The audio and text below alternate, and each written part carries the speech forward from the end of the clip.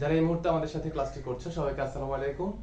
গত পর্বে আমরা বোর পরমাণু মডেলের স্বীকার্য নিয়ে আলোচনা করেছিলাম। আজকে আমরা বোর পরমাণু মডেলের সীমাবদ্ধতা এবং বোর পরমাণু মডেলের যে সফলতাগুলো ছিল সেগুলো নিয়ে আমরা আজকে আলোচনা করব। তো আমরা শর্টকাটে শিখবো। আমরা তোমাদেরকে বলেছিলাম যে বোর পরমাণু মডেলের স্বীকার্য, অনুপাত, সফলতা, অনুপাত, সীমাবদ্ধতা, যেগুলোকে আমরা বলছিলাম সেটা হচ্ছে 3 অনুপাত 6 অনুপাত 6 এভাবে মুখস্থ করতে বলছিলাম। অর্থাৎ বোর পরমাণু মডেলের স্বীকার্য হচ্ছে 3টি, সফলতা হচ্ছে 6টি এবং সীমাবদ্ধতা হলো 6টি। এভাবে করে মুখস্থ করতে বলছিলাম। তো আমরা 3টি স্বীকার্য নিয়ে আমরা আলোচনা করে ফেলেছি। আজকে হচ্ছে আমরা মূলত আলোচনা করব হচ্ছে তার কি কি সফলতাগুলো ছিল এবং তার সীমাবদ্ধতা কি কি ছিল। এরপরে আমরা বোর পরমাণু মডেলের যেই প্রয়োগটা আছে, অর্থাৎ বোর পরমাণু মডেল প্রয়োগ করে আমরা কোন একটা কক্ষপথের ব্যাসার্ধ নির্ণয় করতে পারবো, কক্ষপথে ইলেকট্রনের বেগ নির্ণয় করতে পারবো, কক্ষপথে ইলেকট্রনের শক্তি নির্ণয় করতে পারবো। কিভাবে নির্ণয় করব, কোন সূত্র দ্বারা নির্ণয় করব, সেগুলো আজকে আমরা প্রমাণ করব এবং প্রতিপাদন করব। ম্যাথমেটিক্যাল টার্মগুলো আমরা পরবর্তী লেকচারে করার ট্রাই করব ইনশাআল্লাহ। আচ্ছা, তাহলে ফার্স্টে আমরা সফলতাগুলো নিয়ে আলোচনা করি। তার কি কি সফলতা ছিল আমরা একটা একটা করে লিখব। সফলতা, 1 নাম্বার সফলতা যেটা ছিল সেটা হচ্ছে স্থায়িত্ব। অর্থাৎ তিনি যে পরমাণু মডেলটা প্রকাশ করেছে তার কি ছিল? স্থায়িত্ব ছিল। 2 নম্বর হচ্ছে বর্ণালী। তার পরমাণু মডেল দ্বারা বর্ণালী ব্যাখ্যা করা গিয়েছিল কার কার? শুধুমাত্র এক ইলেকট্রন বিশিষ্ট, তাহলে হাইড্রোজেন, হিলিয়াম প্লাস এবং লিথিয়াম প্লাস প্লাস, এইগুলো পারমাণবিক বর্ণালী আলোচনা করা গেছে বা ব্যাখ্যা করা গেছে। তারপরে 3 নাম্বার সেটা হচ্ছে তিনি ব্যাসার্ধ সম্পর্কে ব্যাখ্যা দিয়ে গিয়েছিল। ব্যাসার্ধ অর্থাৎ তার পারমাণবিক যেই মডেলটা ছিল সেই পরমাণু মডেল দ্বারা হাইড্রোজেনের প্রথম কক্ষপথের ব্যাসার্ধ এবং আকার নির্ণয় করা সম্ভব হয়েছিল, যেখানে সে ব্যাসার্ধকে তিনি এ নট দ্বারা প্রকাশ করেছিল। ব্যাসার্ধকে তিনি এ নট দ্বারা প্রকাশ করেছিল এবং এই এ নটের মান হচ্ছে 5.292 ইনটু 10 ইনভার্স 11 মিটার। 4 নম্বরে তিনি যেটা আলোচনা করেছিল সেটা হচ্ছে বেগ নির্ণয়। বেগ নির্ণয়। 5 নম্বরে আলোচনা করেছিল হলো ইলেকট্রনের শক্তি নির্ণয় এবং 6 নম্বর হচ্ছে রিডবার্গ ধ্রুবকের মান। রিডবার্গ ধ্রুবক এর মান নির্ণয়। আচ্ছা, সবগুলো একটু আমি ছোট ছোট করে বলে দিই। ফার্স্ট হচ্ছে স্থায়িত্ব, অর্থাৎ বোর পরমাণু মডেলের একটা স্থায়িত্ব ছিল, অর্থাৎ তিনি যেই স্বীকার্যগুলো বলে গিয়েছিল তার ম্যাক্সিমাম স্বীকার্য কিন্তু সঠিক ছিল। আচ্ছা, 2 নম্বর হচ্ছে বর্ণালী। তিনি হাইড্রোজেন, হিলিয়াম এবং লিথিয়াম প্লাস প্লাস এর বর্ণালী নিয়ে তিনি কি করেছিল? ব্যাখ্যা করেছিলেন, যেগুলো সঠিক। অর্থাৎ তিনি বলেছিল এক ইলেকট্রন বিশিষ্ট পরমাণু বা আয়ন এর ব্যাখ্যা এই বোর পরমাণু মডেল দ্বারা কি করা যাবে? ব্যাখ্যা করা যাবে। তাহলে হাইড্রোজেনে একটা ইলেকট্রন বিদ্যমান, হিলিয়াম প্লাসে একটা ইলেকট্রন বিদ্যমান, লিথিয়ামে একটা ইলেকট্রন বিদ্যমান। যদি তুমি বলো বোরন, একটু খেয়াল করো, বা বেরিলিয়াম, আমি যদি বলি বেরিলিয়াম 3+, এখানেও কিন্তু আমাদের একটা ইলেকট্রন বিশিষ্ট, অর্থাৎ এক ইলেকট্রন বিশিষ্ট পরমাণু বা এক ইলেকট্রন বিশিষ্ট যে আয়নগুলো আছে তাদের ক্ষেত্রে আমরা বর্ণালী ব্যাখ্যা করতে পারবো বোর পরমাণু মডেলের সাপেক্ষে। ঠিক একইভাবে তিনি ব্যাসার্ধ সম্পর্কে ধারণা দিয়ে গিয়েছিল, অর্থাৎ হাইড্রোজেন পরমাণুর ব্যাসার্ধ সম্পর্কে তিনি ভালো ব্যাখ্যা দিয়েছিল এবং ব্যাসার্ধ তিনি সঠিকভাবে নির্ণয় করতে পেরেছিল।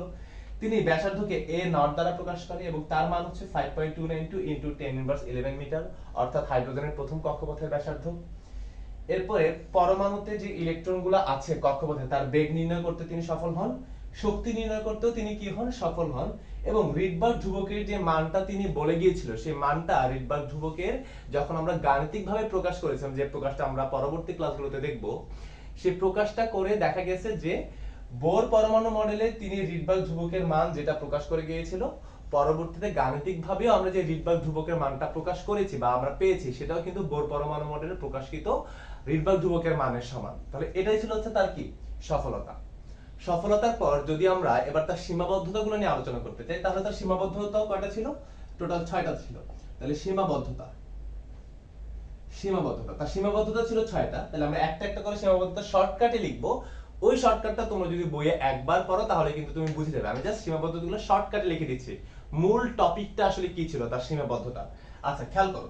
তাহলে 1 নম্বর সীমাবদ্ধতা যেটা ছিল সেটা হচ্ছে তিনি পরমাণুর 2D এবং 3D কাঠামো সম্পর্কে কোনো আলোচনা করতে পারেনি। অর্থাৎ তিনি শুধুমাত্র আমাদের পরমাণু যে বৃত্তাকার সেটাই আলোচনা করছে, কিন্তু বৃত্তাকার কক্ষপথে ইলেকট্রনগুলো কিভাবে অবস্থান করে, ত্রিমাত্রিক অবস্থান বা দ্বিমাত্রিক অবস্থান সম্পর্কে কোনো ধারণা তিনি দিয়ে যাননি। আচ্ছা, তাহলে এটা ছিল তার প্রথম সীমাবদ্ধতা, যেটা তার ভুল ছিল। 2 নম্বর ছিল হচ্ছে সকল পরমাণুর বর্ণালী ব্যাখ্যা করা যায় না। বর্ণালী ব্যাখ্যা করা যায় না। আচ্ছা, লিখে ফেলি, তারপর একটা একটা করে আমি বুঝিয়ে দিব।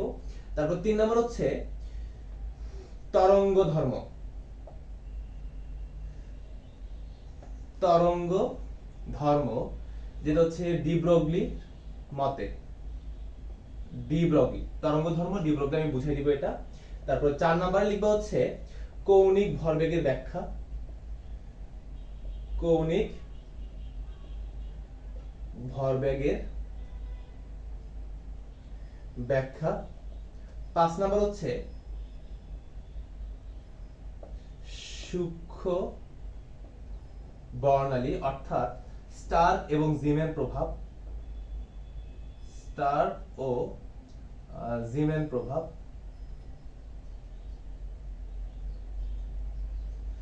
স্টার এবং জিমেন প্রভাব। 6 নম্বর হচ্ছে অসংখ্য ক্ষুদ্র রেখা বর্ণালী।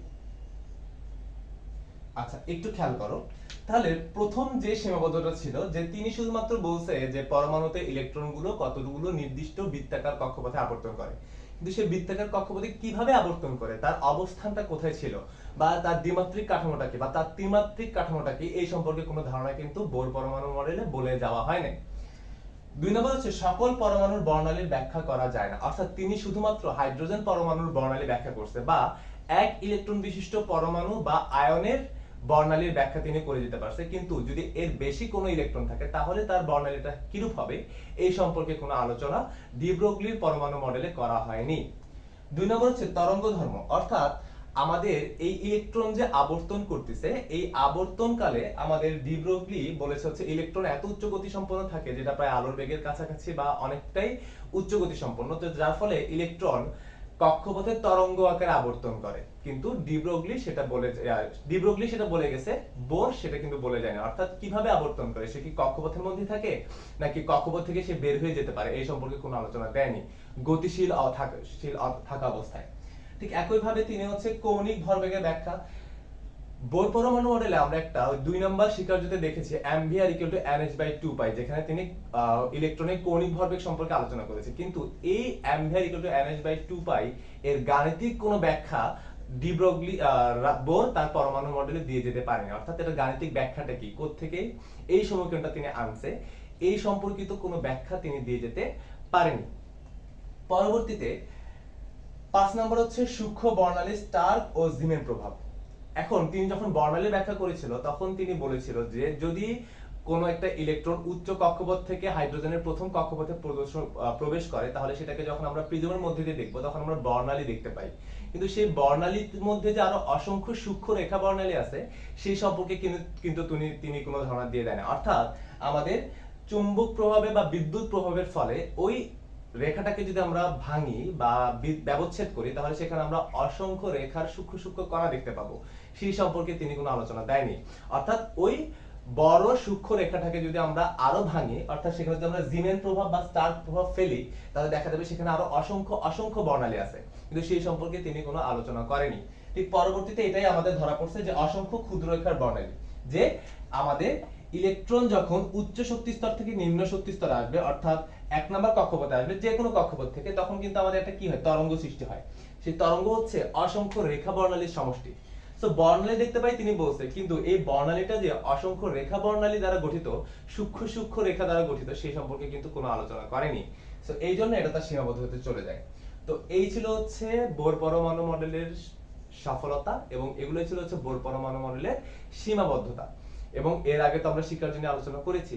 তো এখন আমরা যেটা নিয়ে আলোচনা করব সেটা হচ্ছে বোর পরমাণু মডেলের প্রয়োগ, অর্থাৎ বোর পরমাণু মডেল প্রয়োগ করে আমরা কোন একটা ইলেকট্রনের শক্তি নির্ণয় করতে পারবো, কোন একটা ইলেকট্রনের বেগ নির্ণয় করতে পারবো, কোন একটা ইলেকট্রনের ব্যাসার্ধ, যেই কক্ষপথে আছে ইলেকট্রনটা সেই কক্ষপথের ব্যাসার্ধটা বা ইলেকট্রনের নিউক্লিয়াস থেকে দূরত্বটা কিন্তু আমরা ইজিলি নির্ণয় করতে পারবো।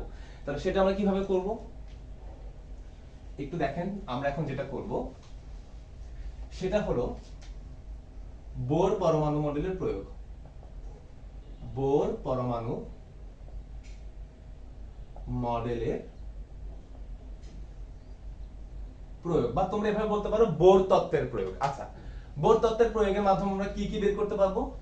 এক নাম্বার আমরা হচ্ছে আর এর নির্ণয় করতে পারবো, অর্থাৎ n তম কক্ষপথের ব্যাসার্ধ নির্ণয় করতে পারবো। দুই নাম্বার আমরা বের করতে পারবো হচ্ছে vn, অর্থাৎ n তম কক্ষপথের ইলেকট্রনের বেগ নির্ণয় করতে পারবো। তিন নম্বরে আমরা বের করব হচ্ছে en, অর্থাৎ n তম কক্ষপথের ইলেকট্রনের শক্তি নির্ণয় করতে পারবো, বা n তম কক্ষপথের শক্তিও কিন্তু আমরা চাইলে নির্ণয় করতে পারবো। আচ্ছা, এখন বোর তত্ত্বের প্রয়োগের ক্ষেত্রে আমরা যেটা দেখব, তিনি বলেন যখন কোন একটা নির্দিষ্ট কক্ষপথে ইলেকট্রন নিউক্লিয়াসকে কেন্দ্র করে আবর্তন করে তখন ওই ইলেকট্রনের দুই ধরনের বেগ কাজ করে বা বল কাজ করে, সরি। একটা হচ্ছে কেন্দ্রমুখী বল, আরেকটা হচ্ছে কেন্দ্র বিমুখী বল। তাহলে আমরা বলতে পারি এটা হচ্ছে কেন্দ্রমুখী বল।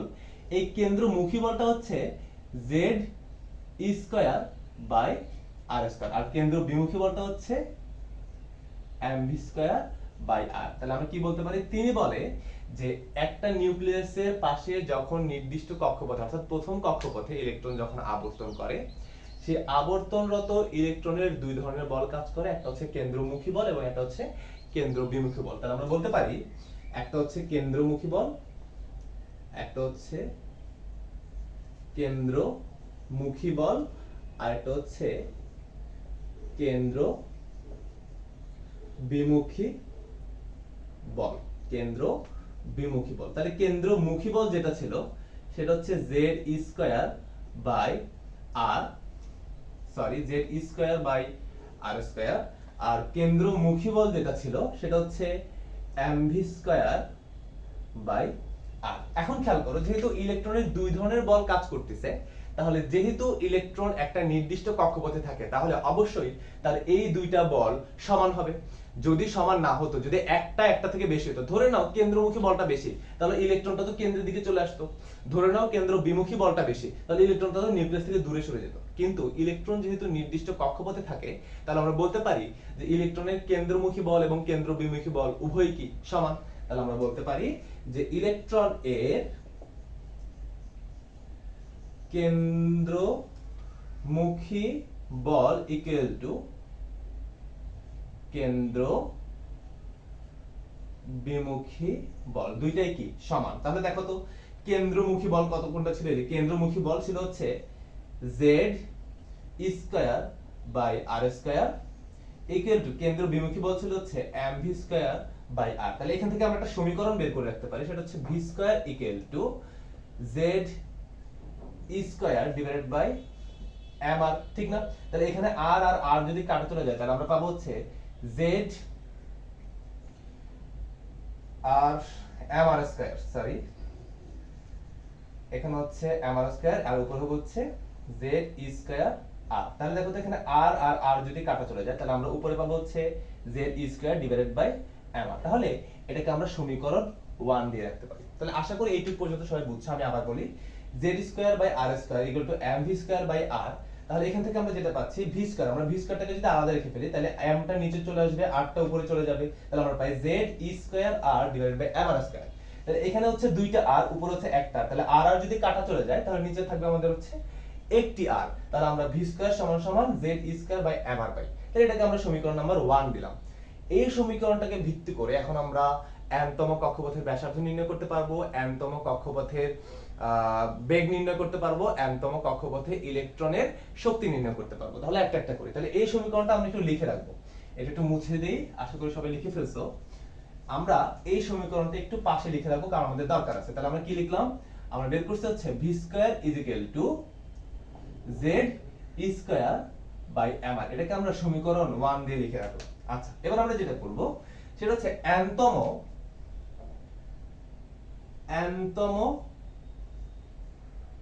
কক্ষপথের ব্যাসার্ধ নির্ণয়। লিখো এনতম কক্ষপথের ব্যাসার্ধ। তাহলে এনতম কক্ষপথের ব্যাসার্ধকে আমরা কি দ্বারা প্রকাশ করব?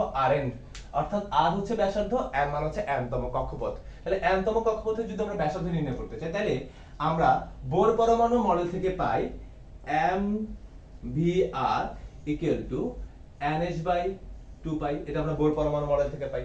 তাহলে আমরা ভিটাকে একটু আলাদা করে দেই। তাহলে আমরা এখান থেকে পাই আছে v nh/2 পাই mr। আশা করি ব্যাপারটা বুঝছো। আমরা ভিটাকে রেখে বাকিটাকে অন্য পাশে নিয়ে যাই। এবার এই পুরোটাকে যদি আমরা বর্গ করি, তাহলে আমরা পাবো হচ্ছে v² n²h² / 4π² m² r²। আশা করি ব্যাপারটা বুঝছো। আমরা কি করছি এখানে? আমরা এখানে লিখে রাখি বর্গ করে। আমরা উভয় পাশে বর্গ করছি। কেন বলো তো? আমরা তো v² এর মান বের করছি। তো v² এর মানটা যাতে আমরা বসাতে পারি, এইজন্য পুরো মানটাকে আমরা কি করে ফেলছি? বর্গ করে ফেলছি। তাহলে এবার v² এর মানটা বসাও। তাহলে সমীকরণ 1 বসিয়ে পাই। এখানে হচ্ছে সমীকরণ 1 বসিয়ে পাই। তাহলে v² এর মান কত বলো তো? v² এর মান হচ্ছে ze²/mr। তাহলে এখানে বসালাম ze²/mr = h² n² / 4π² m² r²। এখানে আমরা কি পাইছি? সমীকরণ 1 বসে। এখানে লিখে রাখছি আমরা কত বসে? সমীকরণ 1 বসে। এবার আমাদেরকে নির্ণয় করতে হবে কি বলতো? আমাদেরকে নির্ণয় করতে হবে ব্যাসার্ধ মানে r। তাহলে আমরা r গুলোকে এক পাশে রেখে বাকি সবগুলোকে অন্য পাশে নিয়ে যাই। খেয়াল করো, তাহলে এই পাশে যদি আমরা r রাখি, এখানে একটা r আছে, এই পাশ থেকে r² আসবে। তাহলে এখানে আমরা পাবো হচ্ছে r²/r। আশা করি ব্যাপারটা বুঝছো। এই যে এখানে একটা r² আছে, এখানে একটা r আছে, তাহলে r²/r = বাকিগুলো আমরা লিখে দিই। উপরে কি আছে বলতো? h² n²।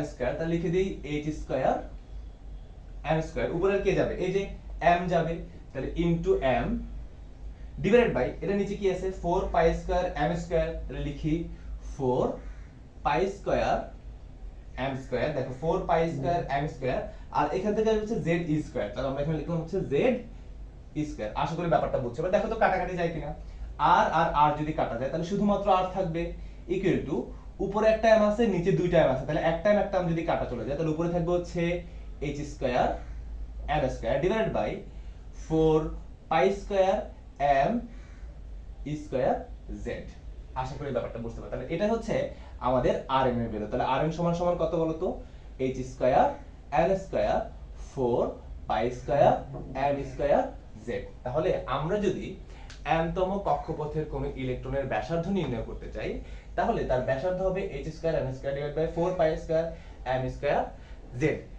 এখন স্যার আমরা এটুকু বুঝলাম, কিন্তু মানগুলো কি হবে? আচ্ছা, মানগুলো নিয়ে আমরা পরবর্তীতে আলোচনা করব। আমি সূত্রটা আবার সুন্দর করে লিখে দেব। তাহলে এটা হচ্ছে আমাদের nতম কক্ষপথে ইলেকট্রনের ব্যাসার্ধ। nতম কক্ষপথে যে ইলেকট্রনটা দূরত্ব আছে, সেই দূরত্বটার মান হচ্ছে এই rn। এটা নিয়ে আমরা একটু আলোচনা করব যে স্যার h এর মান কি, n এর মান কি, 4 এর মান কি, পাই এর মান কি, m এর মান কি, e এর মান কি, z এর মান কি, প্রত্যেকটা নিয়ে আমরা আলোচনা করব। শুধুমাত্র জেনে রাখো যে nতম কক্ষপথের ব্যাসার্ধের মান হচ্ছে এভাবে করে আমরা নির্ণয় করব। আশা করি ব্যাপারটা বুঝছো। তাহলে এটা হচ্ছে আমরা nতম কক্ষপথের ব্যাসার্ধ নির্ণয়। এখন আমরা যেটা করব সেটা হচ্ছে nতম কক্ষপথের বেগ নির্ণয়।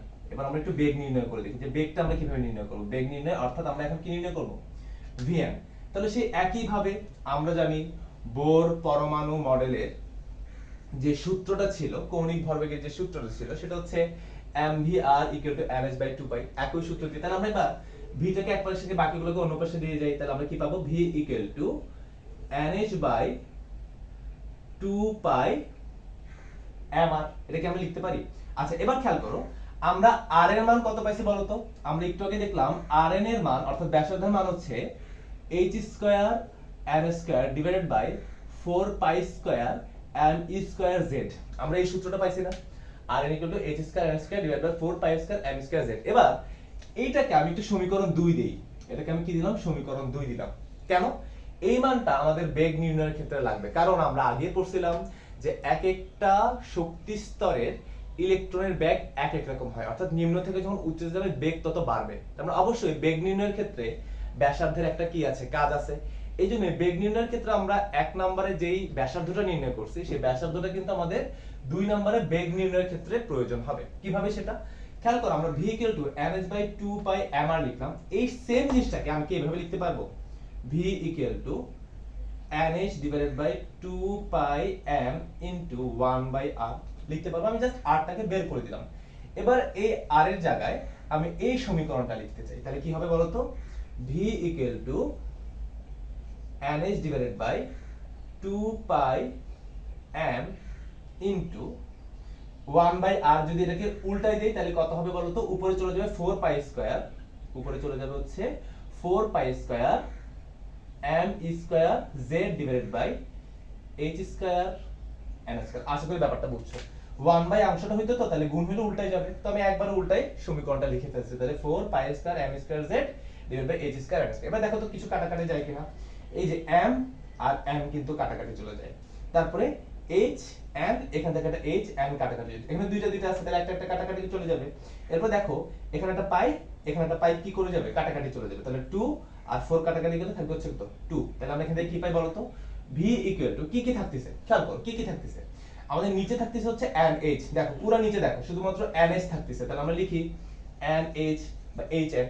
উপরে কি থাকতেছে দেখো, এই পাশে কিছু নাই, এই পাশে 2 আছে, এই পাশে একটা পাই আছে, e স্কয়ার z আছে, তাহলে এখানে হচ্ছে 2 পাই e স্কয়ার z। তার মানে আমরা যদি n তম কক্ষপথ অর্থাৎ vn নির্ণয় করতে চাই, তাহলে vn এর মান হচ্ছে 2 pi e square z divided by nh। আশা করি ব্যাপারটা বুঝছো।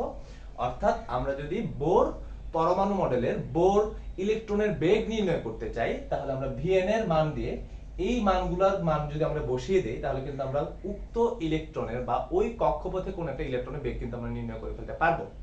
প্রত্যেকটার মান কি হবে সেটা আমরা লিখে দেব, সো টেনশন করার কিছু নাই। তাহলে এটাই হচ্ছে আমাদের বোর পরমাণু মডেল অনুসারে বোর পরমাণুর কোন একটা ইলেকট্রনের বেগ নির্ণয়ের সূত্র।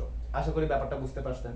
আচ্ছা, এবার আমরা vn নির্ণয় করা শেষ, এবার আমরা নির্ণয় করব হচ্ছে শক্তি en কক্ষপথের। এখানে আমরা কি লিখব, শক্তি নির্ণয়, এটা হচ্ছে 3 নাম্বার, এটা হচ্ছে শক্তি নির্ণয়। আচ্ছা, আর এই জায়গায় আমরা কি করছি বলতো, এই জায়গায় আমরা সমীকরণ 2 বসাইছিলাম, এই যে সমীকরণ 2, এখানে আমরা সমীকরণ 2 বসাই, আর এর মানটা বসাই, ঠিক আছে। আশা করি ব্যাপারটা বুঝছেন।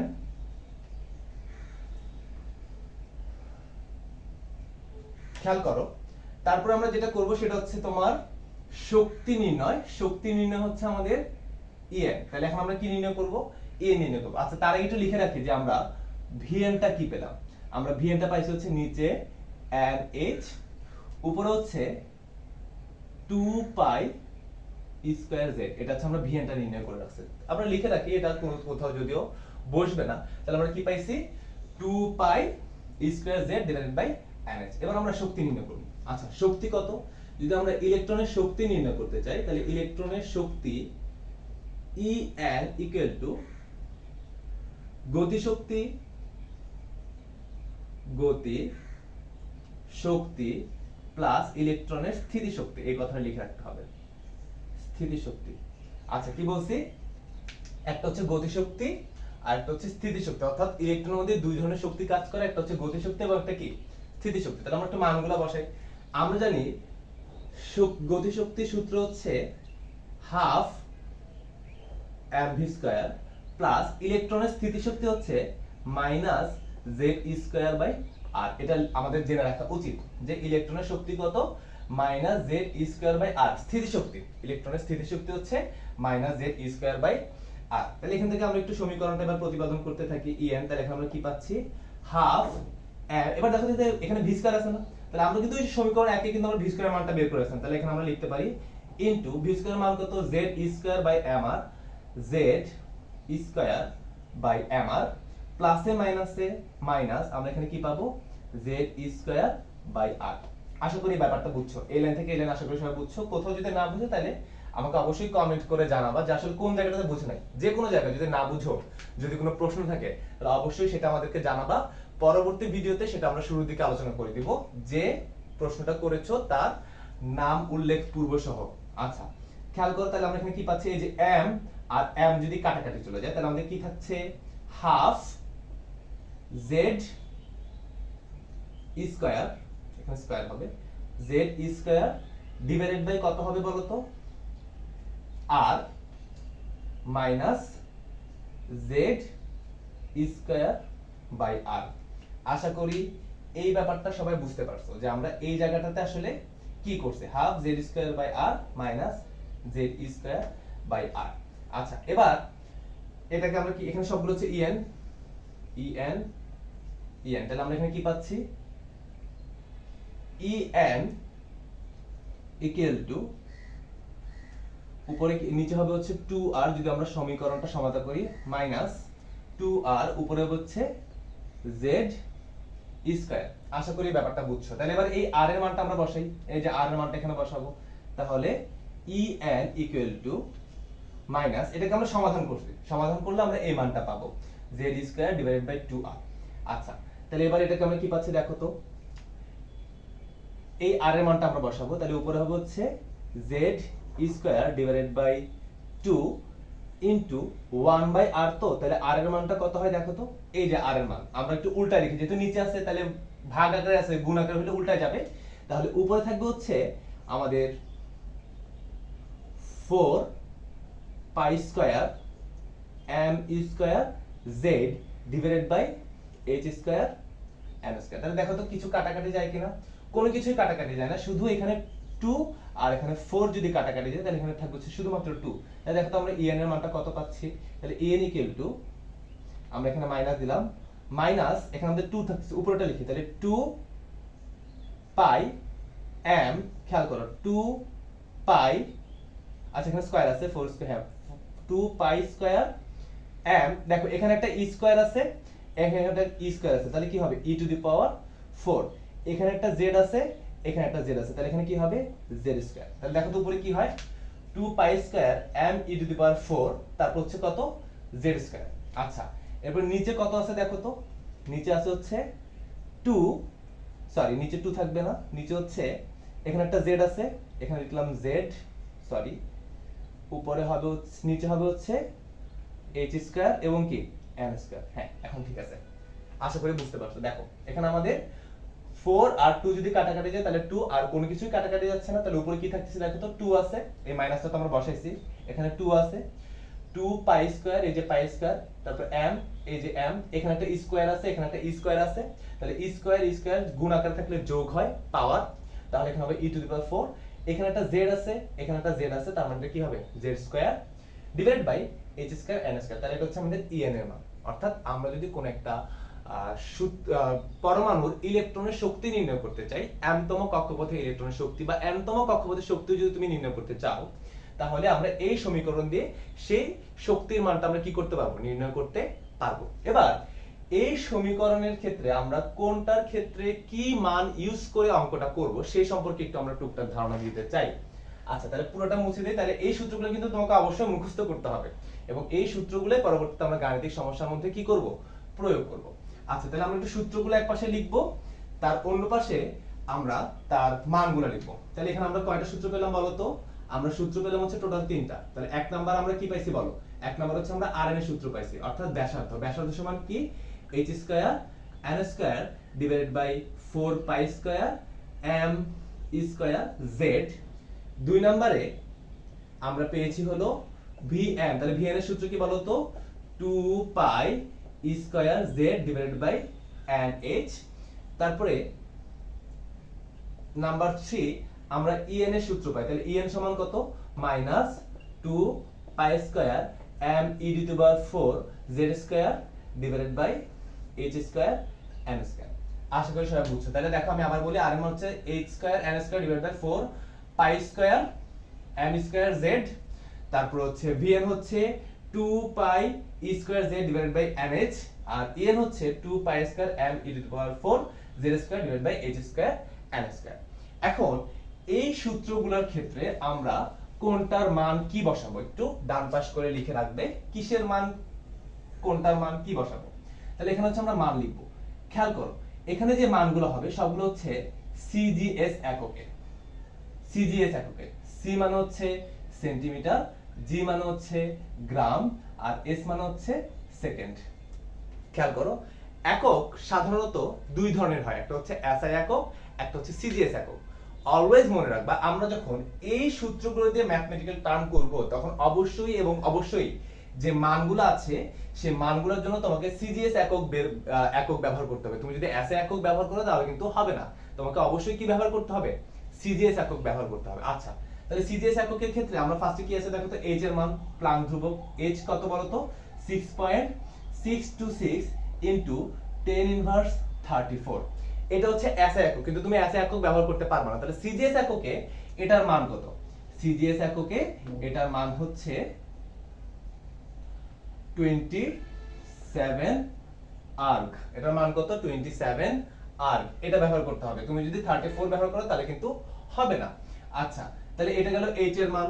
তারপর আসবে হচ্ছে আমাদের কিসের মান, এম এর মান। এর মানে তো জানোই, সেটা দিয়ে দিবে, সেটা হচ্ছে কক্ষপথ সংখ্যা, কক্ষপথ সংখ্যা। তাহলে এর মান পেলাম 4, মানে তো 4। পাই মানে কি বলতো, পাই মানে হচ্ছে 3.1416, এটাই বসবে। এম মানে হচ্ছে ইলেকট্রনের ভর। এম মানে কি, বারবার বলছি, এটা আমি লিখে দিচ্ছি না, কিন্তু তোমরা লিখে নিবা। এম মানে হচ্ছে ইলেকট্রনের ভর কত, 9.108 ইনটু 10 ইনভার্স 31 কিলোগ্রাম। দেখো আমি কিলোগ্রাম লিখছি, কিন্তু এসআই এককে হচ্ছে কিলোগ্রাম, কিন্তু সিজিএস এককে কি বলছে, এই দেখো গ্রাম। তাহলে কি আমরা কিলোগ্রাম ব্যবহার করতে পারবো, পারবো না। আমাদের কি ব্যবহার করতে হবে, গ্রাম ব্যবহার করতে হবে। এবং যদি গ্রাম ব্যবহার করি তাহলে এখানে হচ্ছে কি 28। আশা করি ব্যাপারটা বুঝছো, অর্থাৎ কিলোগ্রামকে আমরা গ্রামে কনভার্ট করছি। এবার হচ্ছে ই, ই এর মান কত হবে 4.10 ইনটু 4.8 ইনটু 10 ইনভার্স 10। এটা হচ্ছে ইএসইউ, ইলেকট্রোস্ট্যাটিক ইউনিট। ই এর ক্ষেত্রে এটা ব্যবহৃত হবে, অর্থাৎ ইলেকট্রনের চার্জ 4.8 ইনটু 10 ইনভার্স 10 ব্যবহার করতে হবে অলওয়েজ। আচ্ছা, তারপর কি আছে দেখো তো, জেড। জেড মানে কি, জেড মানে হচ্ছে পারমাণবিক সংখ্যা। জেড মানে কি বললাম, জেড মানে হচ্ছে পারমাণবিক সংখ্যা। এইটুকু আশা করি তোমরা জানো। তারপর হচ্ছে আর কি কি আছে দেখো তো, সবগুলো আমরা লিখে ফেলছি। তাহলে দেখো আমরা এইচ এর মান পাইছি, পাই এর মান পাইছি, এম এর মান পাইছি, ই এর মান পাইছি, জেড এর মান পাইছি, সবগুলো হচ্ছে সিজিএস এককে। তাহলে এই এককগুলো যদি তোমরা বসিয়ে দাও তাহলেই তুমি তোমার ম্যাথমেটিক্যাল টার্মটাতে সম্পূর্ণ নাম্বার তুমি নিয়ে আসতে পারবা। এসআই একক ব্যবহার করা যাবে না, কারণ বোর তত্ত্বের মধ্যেই সেখানে সূত্রেই বলা আছে যে অলওয়েজ যখন আমরা এই সমীকরণগুলো ব্যবহার করব তখন আমাদেরকে এসআই এককের ঠিক নিচের ধাপটা ইউজ করতে হবে, সিজিএস। কেন, কারণ পরমাণু হচ্ছে খুবই ক্ষুদ্রতম কণিকা, সেটাকে আমরা এসআই এককে যদি করি তাহলে আমাদের মানের মধ্যে ত্রুটি দেখা দেয়। তো ওই ত্রুটিটা আমাদের কমে যাবে যদি মানটা যত ছোট আসে, অর্থাৎ যত ছোট ইউনিটে আমরা মানটা ইউজ করব আমাদের ত্রুটির পরিমাণ তত কমতে থাকবে। তো সেই জন্য যদি আমরা এসআই এককের মানটা বের না করে যদি আমরা তার থেকে এক ধাপ কম মানটা যদি আমরা ব্যবহার করি, অর্থাৎ সিজিএস এককে যদি আমরা ব্যবহার করি, তাহলে আমাদের ওই ত্রুটির মানটা অনেকটাই কমে আসে, অর্থাৎ অনেকটাই সঠিক মান চলে আসার সম্ভাবনা থাকে। এই জন্য আমরা এই সূত্রগুলো ব্যবহার করার সময় এসআই একক ব্যবহার করব, কি ব্যবহার করব, সিজিএস। এবং সিজিএস এককের মানগুলো হচ্ছে এগুলো। আশা করি সবাই বুঝতে পেরেছো, সবাই এটা নোট করে ফেলবে। এবং পরবর্তীতে আমরা এরপরে আরেকটা জিনিস নিয়ে আলোচনা করব, সেটা হচ্ছে আমাদের কোয়ান্টাম বলবিদ্যা পরমাণু মডেল। তবে 4 নম্বর যে পরমাণু মডেলটা আছে সেটা হচ্ছে আমাদের বোর সমারফিল্ড পরমাণু মডেল। সেটা নিয়ে আমরা আলোচনা করব না, কারণ এই আলোচনাটা আমি গ্রুপের মধ্যে অনেক আগেই করে রাখছিলাম। আমি এই ভিডিও লেকচারে ডেসক্রিপশনে 4 নম্বর পরমাণু মডেল অর্থাৎ বোর সমারফিল্ড পরমাণু মডেল সেটা সম্পর্কে আমি তোমাকে লিংকটা দিয়ে দিব, সেখান থেকে তোমরা ওই মডেলটা দেখে নিতে পারো। পরবর্তীতে আমরা 5 নম্বর পরমাণু মডেল নিয়ে আলোচনা করব, সেটা হচ্ছে কোয়ান্টাম বলবিদ্যা পরমাণু মডেল।